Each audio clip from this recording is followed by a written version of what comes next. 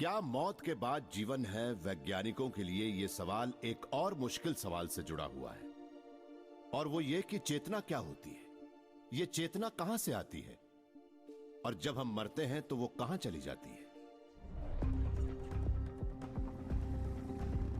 Doctor Stuart Hameroff University of Arizona Tucson में consciousness studies के director हैं। वो एक प्रैक्टिसिंग एनेस्थीसियोलॉजिस्ट भी हैं। एनेस्थीसिया देने के बाद मरीजों को वक्त गुजरने का पता ही नहीं होता। उन्हें मालूम ही नहीं होता कि वो 5 मिनट से बेहोश थे या फिर 5 घंटे से। एनेस्थीसिया हमारी कॉन्शियसनेस को हमसे छीन लेता है।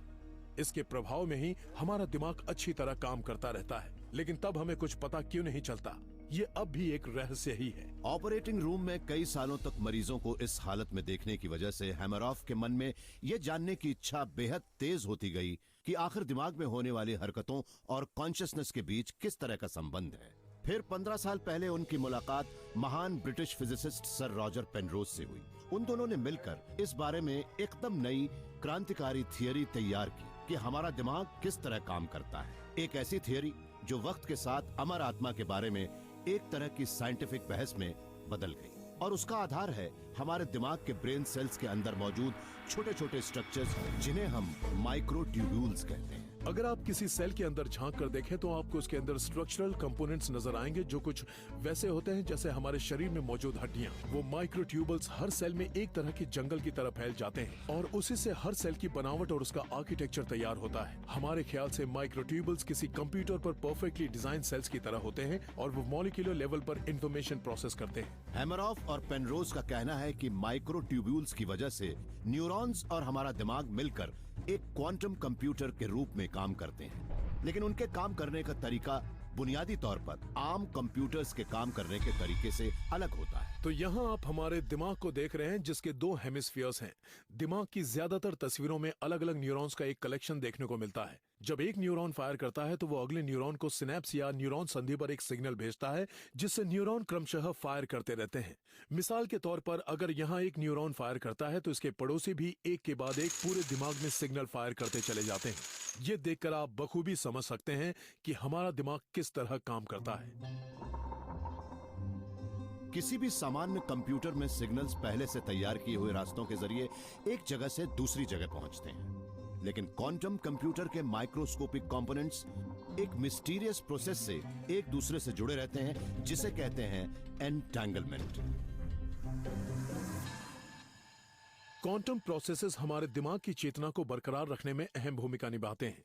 अगर हमारे दिमाग के इस हिस्से में न्यूरॉन्स की कोई एक्टिविटी हो रही है तो उसका एहसास अगले हिस्से में भी होगा, और वो यहां भी प्रोसेस होगी। अलग होने के बावजूद वो एक दूसरे से जुड़े होते हैं, इसलिए जब दिमाग के इस हिस्से में कोई हरकत होती है तो वो फौरन इस हिस्से की हरकत को भी प्रभावित करती है। हैमरऑफ और पेनरोज का कहना है कि जब दिमाग में किसी एक सेल के माइक्रोट्यूब्यूल्स में कोई बदलाव होता है तो उसका असर दिमाग के दूसरे सेल्स के माइक्रोट्यूब्यूल्स पर भी पड़ सकता है। और सिर्फ इतना ही नहीं, क्वांटम थियरी के मुताबिक स्पेस के हर पॉइंट में और तो और किसी खाली जगह में भी कोई न कोई जानकारी मौजूद रहती है। ब्रह्मांड की बेजोड़ बनावट में हर जगह जानकारी का भंडार है। क्वांटम जानकारी का वो जानकारी सिलसिलेवार आगे नहीं बढ़ती कि पहले ऊपर फिर नीचे, पहले यहाँ फिर यहाँ। वो जानकारी इस तरह एक दूसरे से जुड़ी रहती है कि अगर यहाँ कुछ होता है तो उसका असर यहाँ भी नजर आता है। इसका मतलब है कि माइक्रोट्यूब्यूल्स में मौजूद जानकारी दिमाग से बाहर मौजूद ब्रह्मांड से संपर्क करके उससे जुड़ सकती है। न्यूरॉन्स के एक दूसरे से जुड़े होने पर मुमकिन है कि दिमाग की कॉन्शियसनेस की जानकारी भी एक दूसरे से गूंथ कर पूरे ब्रह्मांड में खुलेआम मौजूद हो। हैमरऑफ के मुताबिक हमारी आत्माएं न्यूरॉन्स के मुकाबले कहीं ज्यादा बुनियादी चीज की बनी हुई होती है, बल्कि उनकी रचना उसी चीज से हुई है जिससे हमारा ब्रह्मांड बना हुआ है। मेरे ख्याल से कॉन्शियसनेस या उससे एकदम पहले वाली जो चीज होती है जिसे हम प्रोटो कॉन्शियसनेस कह सकते हैं, उसका वजूद ब्रह्मांड में शुरू से ही है, शायद बिग बैंग के समय से। इससे हमें उस बौद्ध और हिंदू मान्यता की याद आती है जिसके मुताबिक चेतना को ब्रह्मांड का महत्वपूर्ण अंग कहा गया है, और शायद वो पूरे ब्रह्मांड में फैली हुई है। अगर कॉन्शियसनेस एक क्वांटम प्रोसेस है तो फिर शायद उससे इस रहस्य से पर्दा उठ सकता है कि जब हम मौत की दहलीज पर कदम रखते हैं तब क्या होता है। मान लीजिए कि किसी मरीज का दिल धड़कना बंद कर देता है और उसके खून का बहाव रुक जाता है और उसके माइक्रोट्यूबल्स अपना क्वांटम स्टेट खो बैठते हैं, लेकिन इस सब के बावजूद उसके माइक्रोट्यूबल्स में मौजूद क्वांटम इंफॉर्मेशन नष्ट हो ही नहीं सकती। वो यहाँ वहां बढ़ जाती है और ब्रह्मांड में घुल जाती है। अगर मरीज को फिर से जिंदा करने में कामयाबी मिल जाती है तो वो क्वांटम इंफॉर्मेशन फिर से माइक्रोट्यूबल्स में वापस चली जाती है और मरीज कहता है कि मैं मौत के दरवाजे पर दस्तक देकर आ रहा हूँ। मुझे एक चमकदार सफेद रोशनी दिखाई दी, मैं एक सुरंग में था, मुझे अपने मरे हुए रिश्तेदार नजर आए। लेकिन अगर मरीज की मौत हो जाती है तो मुमकिन है कि वो क्वांटम इंफॉर्मेशन शायद हमेशा के लिए उसके शरीर के बाहर मौजूद रहती हो, आत्मा के रूप में। कई वैज्ञानिकों के लिए इस बात पर यकीन करना मुश्किल होता है कि आत्मा ब्रह्मांड से जुड़ा एक क्वांटम कंप्यूटर है, मगर हैमरॉफ के मुताबिक इस दिशा में की गई रिसर्च से धीरे धीरे ये बात साबित हो रही है। हाल ही में क्वांटम इफेक्ट्स की मदद से कई बायोलॉजिकल प्रोसेसेस को नियंत्रित होते देखा गया है, जैसे कि पक्षियों की उड़ान, फोटोसिंथेसिस और मनुष्यों की सूंघने की शक्ति। अभी तक कोई भी इस थियोरी को गंभीर चुनौती नहीं दे पाया है। उसमें अब भी दम है और हमने जो आइडियाज 15 साल पहले पेश किए थे उनके सपोर्ट में नए नए सबूत लगातार सामने आते जा रहे हैं। लेकिन सच तो यह है कि हम अब भी नहीं जानते कि कॉन्शियसनेस आती कहां से है और जब हम मर जाते हैं तो वो कहां चली जाती है।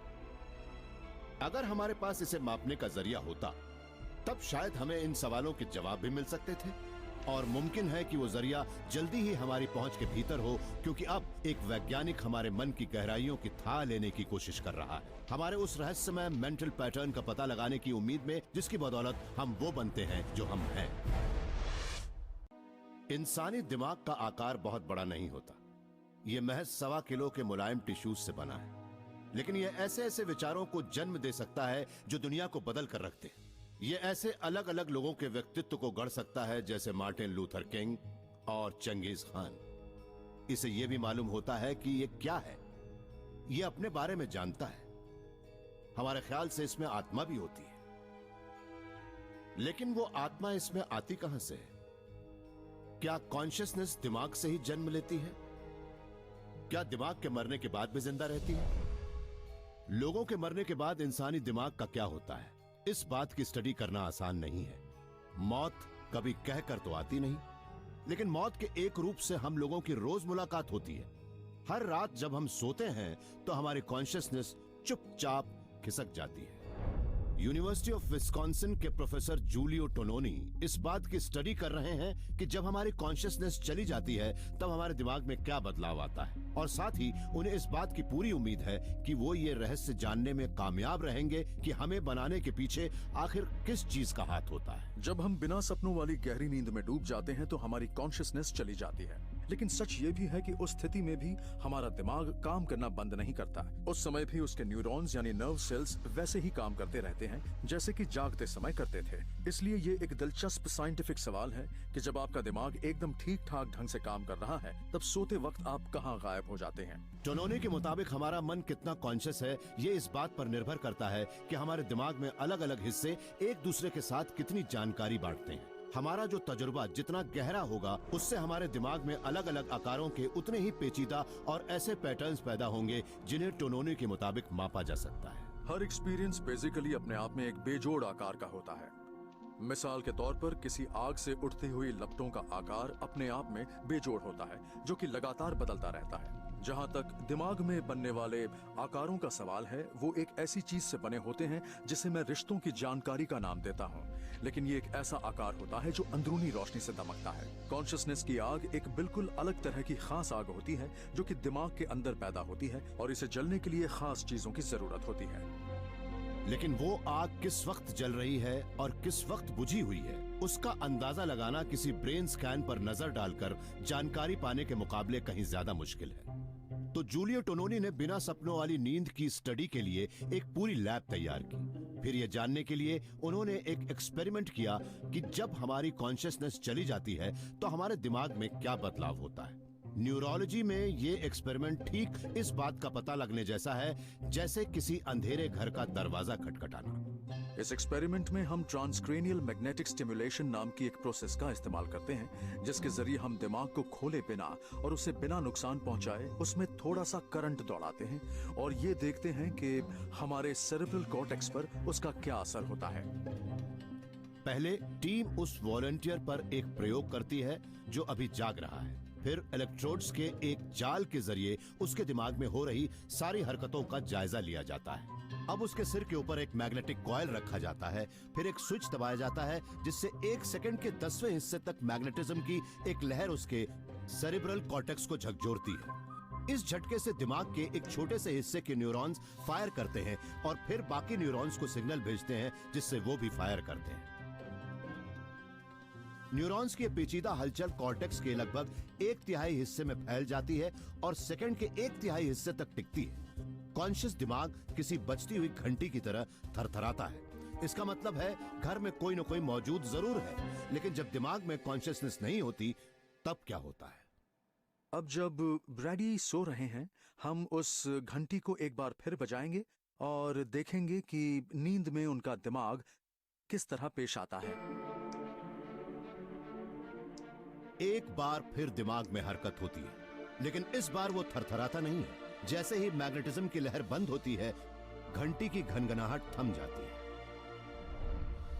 सोता हुआ दिमाग भले ही काम कर रहा है, लेकिन अपने बाकी हिस्सों के साथ जानकारी बांटने की उसकी काबिलियत खत्म हो चुकी है। टोनोनी का ख्याल है कि उस जानकारी को फैलाने का काम हमारी कॉन्शियसनेस ही करती है। जागता हुआ दिमाग अपने खास हिस्सों के साथ लगातार बातचीत जारी रखता है, ठीक उसी तरह जैसे कि किसी कैबिनेट मीटिंग में सेक्रेटरी ऑफ स्टेट, ट्रेजरी और डिफेंस मिलजुल कर कोई योजना बनाते हैं। जिस वक्त दिमाग सो रहा होता है, वो मीटिंग खत्म हो जाती है, स्पेशलिस्ट अपने घर चले जाते हैं और फिर किसी बात का फैसला नहीं हो पाता।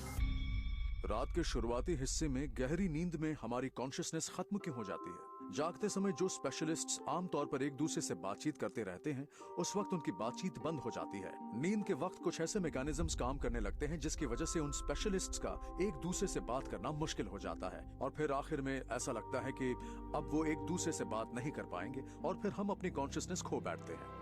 कौन सा दिमाग होश में है और कौन सा नहीं, इन दोनों बातों में फर्क बताने के टोनोनी के इस बेजोड़ तरीके को जल्दी ही चिकित्सा के क्षेत्र में जगह मिलने वाली है, जहां उसकी मदद से कोमा पेशेंट्स की चेतना के लेवल का अनुमान लगाया जाएगा। पहले तो ये जानना जरूरी है कि उस मरीज का दिमाग होश में है या नहीं, और अगर वो मरीज आपकी पत्नी है, आपका बेटा है या आपकी माँ है और आप देख रहे हैं कि उनकी आंखें खुली हुई हैं, पर आप ये नहीं जानते कि वो कुछ सोच समझ पा रहे हैं या नहीं और कहीं वो तकलीफ में तो नहीं, इन बातों का पता कैसे लगाया जाए? जूलियो टोनोनी ने भले ही इंसानी दिमाग की कॉन्शियसनेस को देखने का उपाय खोज निकाला हो, लेकिन वो कॉन्शियसनेस न्यूरॉन्स के उस इतने पेचीदा जाल के बीच से उभरती कैसे है? ये एक ऐसा रहस्य है जिसके बारे में वो सिर्फ अनुमान ही लगा सकते हैं। जब हम कहते हैं कि कॉन्शियसनेस पैदा होने के लिए एक बहुत ही कॉम्प्लेक्स सिस्टम की जरूरत होती है, तो कुछ हद तक ये बात मानी जा सकती है, लेकिन इस तरह देखा जाए तो इंटरनेट भी बेहद कॉम्प्लेक्स है। एक और मिसाल देता हूँ, शतरंज का खेल भी बहुत कॉम्प्लेक्स होता है। तो इस तरह तो बहुत सी चीजें हैं जो लोगों को बहुत कॉम्प्लेक्स लगती हैं, लेकिन उनमें से तो कॉन्शियसनेस पैदा नहीं होती। बहुत कम चीजें ऐसी हैं जिनसे कॉन्शियसनेस पैदा होती है। इसलिए मेरा ख्याल है चेतना पैदा करने के लिए जरूरी है एकदम सही तरह की कॉम्प्लेक्सिटी और कुछ गिने चुने स्ट्रक्चर्स की। सिर्फ तभी ये बेजोड़ काम मुमकिन है, और शायद हमारी कॉर्टेक्स, द सेरेब्रल कॉर्टेक्स की बनावट ही ऐसी है कि वो इस काम को बखूबी अंजाम दे देती है।